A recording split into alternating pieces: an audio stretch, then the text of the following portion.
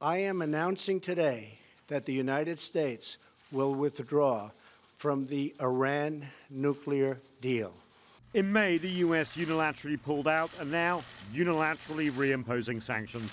The first round hitting Tuesday are financial and business related, including banning Iran from buying any US currency, trading in gold and other precious metals, and transactions related to the Iranian currency, as well as hitting Iran's auto and airplane sector.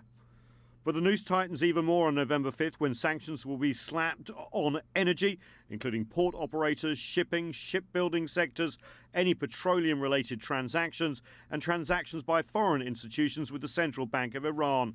The White House says the offer of direct talks between the US President Donald Trump and Iranian President Hassan Rouhani still stands, but there will be no sanctions relief ahead of any meeting. Responding, Iran's president says the US is the one that's walked away from the table.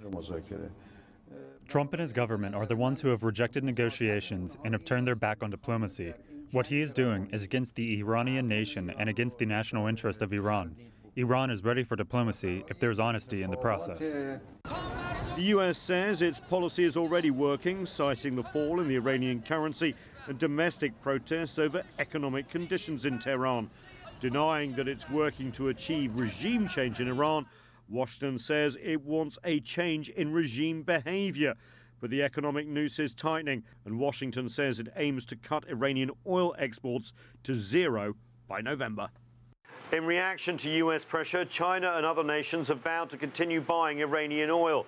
From Europe to Asia, nations say it is the US that is putting international security in jeopardy by pulling out of the Iran nuclear deal, which all other signatories except Washington say was working well. Iran has said it will respond. Things could escalate quickly. Nathan King, CGTN, Washington.